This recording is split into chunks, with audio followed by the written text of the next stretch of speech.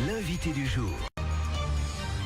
Il est 7h44, on est en direct, vous pouvez nous suivre également via notre page Facebook en vidéo et vous pouvez d'ailleurs poser vos questions directement en interaction avec les invités. On va parler ce matin du centre éducatif fermé de Pionça, que l'une des enseignantes de ce centre, Muriel Blondeau, bonjour. Bonjour. Et merci d'être avec nous en direct ce matin. David Rousseau, chef de service pédagogique, doit nous rejoindre d'ici quelques petites secondes. Centre éducatif fermé de Pionça qui va lancer un projet notamment sur la découverte des métiers des médias. RJFM sera partenaire évidemment en tant que radio locale véritablement de proximité. On en parlera dans un instant.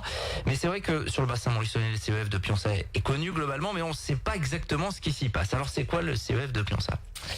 Alors c'est un établissement de placement bien sûr en étroite collaboration avec la protection judiciaire de la jeunesse, donc qui place des jeunes pour 6 mois, un petit peu en alternative à la prison. Voilà, donc c'est des jeunes qui ont fait quelques petites bêtises et qui sont placés là dans l'objectif de valoriser un petit peu leur démarche citoyenne.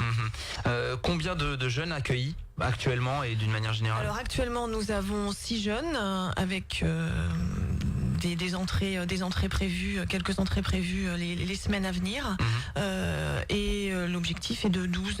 Ouais, 12 c'est la capacité maximale. Tout ça est évidemment encadré, vous le disiez. Bien sûr. Vous êtes dépendant du ministère de la Justice. Bien évidemment.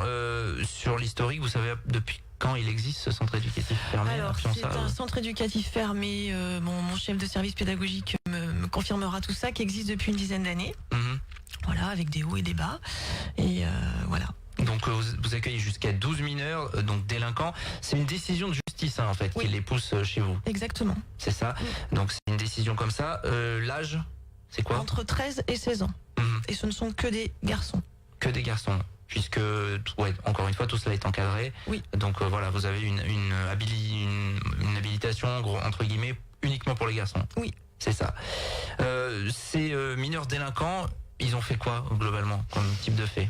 Ah, ça peut. Vous en êtes informé vous de ça évidemment? Bien sûr, on a accès au dossier. Je vais pas vous donner toutes ces informations là, mais ça va du vol. C'est aussi souvent autour de la drogue, voilà, trafic, consommation, mais principalement c'est souvent ces méfaits là. Alors donc actuellement 6 avec une montée en régime espéré, c'est ça? Comment ça se passe? Espéré, en tout cas, c'est en fonction de la justice finalement. En fonction de la justice et puis de la situation du centre éducatif fermé. Ces jeunes, donc quel est leur programme lorsqu'ils arrivent? Donc ils sont là pour 6 mois. Normalement, qu'est-ce qu'ils font tout simplement? Alors ils ont des activités toute la journée. Le CEF est organisé en différents pôles. Donc il y a un pôle éducatif qui est constitué d'éducateurs spécialisés, de moniteurs éducateurs, qui sont là pour effectivement encadrer des activités dites éducatives. Il y a un pôle pédagogique dont je fais partie, donc qui est constitué d'une enseignante, donc détachée de l'éducation nationale. J'ai la chance aussi de travailler avec une éducatrice scolaire qui elle donc est salariée CEF, et un éducateur technique qui lui est plus sensibilisé sur des activités techniques et technologiques, donc avec un atelier, et qui va travailler auprès des jeunes sur des inclinaisons un petit peu plus manuelles, voilà. D'accord. Et donc nous, on va essayer en classe, avec ma collègue, de valoriser justement ces inclinaisons.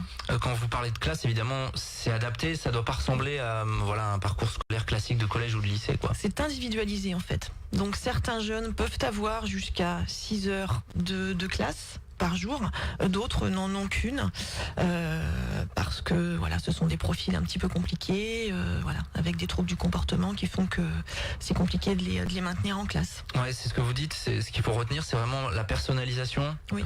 Vous le dites, certains sont pas aptes, ne peuvent pas suivre 6 heures de cours, ça serait trop compliqué, ça serait trop ingérable. Vous adaptez finalement. Exactement.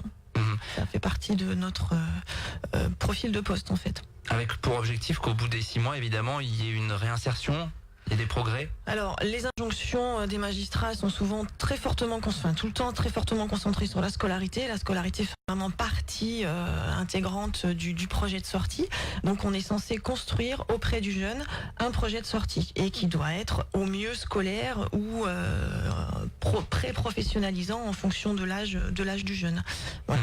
Certains qui s'orientent peut-être vers des filières, oui, plus techniques, technologiques, justement, avec la découverte de certains métiers peut-être pendant les 6 mois. On va signer une convention avec le lycée professionnel de Saint-Éloi qui va nous permettre d'accueillir certains jeunes en inclusion en fait sur les plateaux techniques du lycée professionnel de Saint-Éloi. Comment ça se passe? Les jeunes, ils sont hébergés également sur place, ils passent vraiment 100% de leur temps au CEF. C'est un placement. Quand on parle d'alternative à la prison, c'est pas pour rien, quoi. Voilà, c'est un placement. Donc sur le premier mois de placement, ils ont 15 jours où ils n'ont vraiment pas le droit de sortir. Et après, si le comportement est plutôt positif et posé, on arrive à leur proposer des activités à l'extérieur. Mais vraiment, le premier mois, c'est fermé. Hein. Fermé. Par la suite, ils peuvent rentrer quand même chez leur famille, chez des proches. Ça se fait dans la phase 2, c'est-à-dire il y a 3 phases. On va reprendre. Alors. Voilà, il y a 3 phases à peu près. Hein. La première phase, c'est les 2 premiers mois. La deuxième phase, les 4. Et la troisième phase à la fin des 6 mois. Donc une fois que la première phase est passée, donc que le jeune passe en phase 2, effectivement, en fonction de ce qui s'est passé en phase 1 et de tous les professionnels, de tous les constats qu'on va faire, donc il y a tout un tas d'écrits qui sont mis en œuvre par l'ensemble des professionnels, eh bien on va pouvoir décider et aussi des injonctions des magistrats, puisqu'il y a aussi certains jeunes qui n'ont plus le droit de retourner chez eux. Ouais. Donc voilà, le retour famille, il peut être aussi médiatisé. Tout dépend de la situation du jeune. En termes d'encadrement, vous êtes une équipe de combien à peu près sur place? Alors, nous sommes le pôle pédagogique est constitué. Il faut chercher en même temps. Hein. Voilà, il faut chercher en même temps.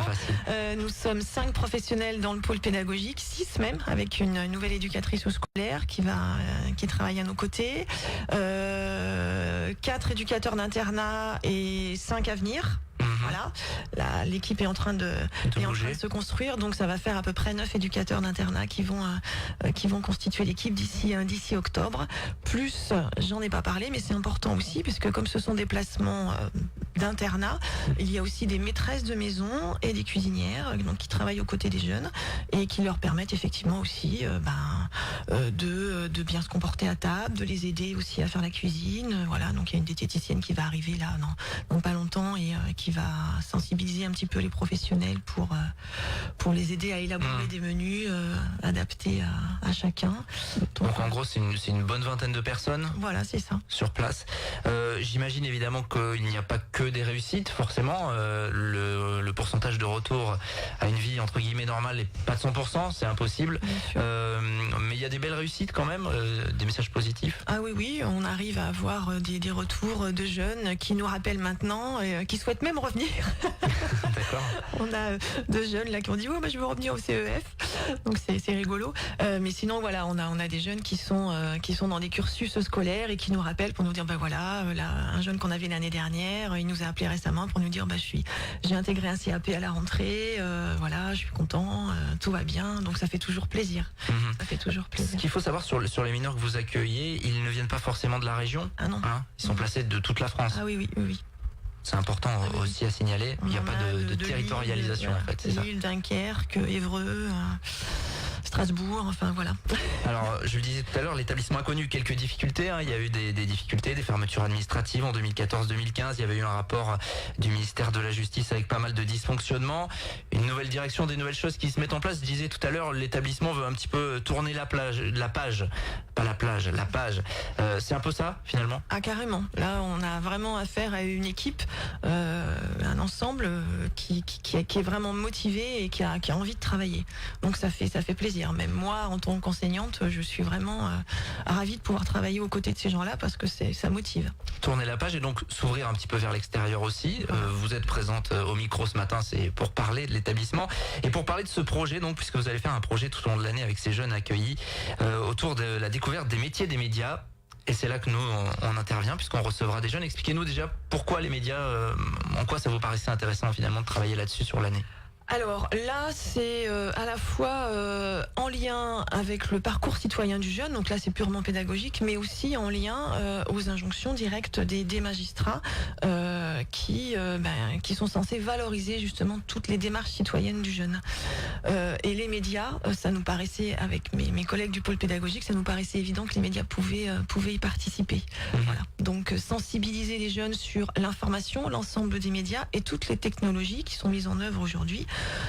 Voilà. Et ces retours-là vont nous permettre de mettre en place en classe donc deux types de classes, classe radio et classe journal, on va dire, journal papier, voilà, presse écrite, et qui vont susciter des séances de réflexion sur tout ce qu'ils ont pu observer, les relations qu'ils vont établir avec vous, professionnels de l'information, et tous les débats qu'on va pouvoir mettre en œuvre sur l'actualité en général. Donc on a commencé déjà et c'est très intéressant. Alors ça va démarrer donc avec des jeunes que nous accueillerons nous une fois par semaine le matin, notamment pour venir découvrir la matinale, découvrir les métiers de la radio qui sont assez larges maintenant, parce que c'est vrai qu'on touche un petit peu à tout en matière de multimédia. Ça va se poursuivre sur l'année, ça, avec des partenariats aussi avec la presse écrite sans doute. Avec La Montagne, voilà, le journal La Montagne.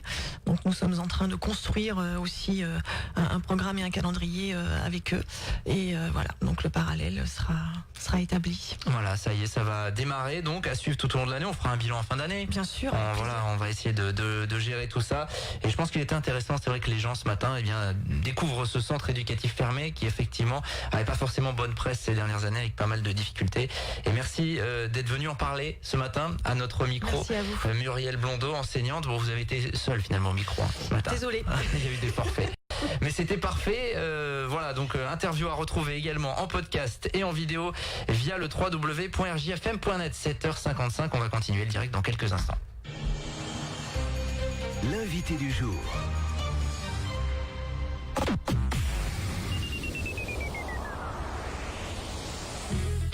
Du 7 au 15 septembre, c'est l'opération rentrée dans votre centre commercial Carrefour Saint-Jacques-Montluçon. Chaque jour, tentez de gagner des bons shopping ou un cadeau surprise et participez au tirage au sort final pour gagner un vélo électrique. Centre commercial Carrefour Saint-Jacques.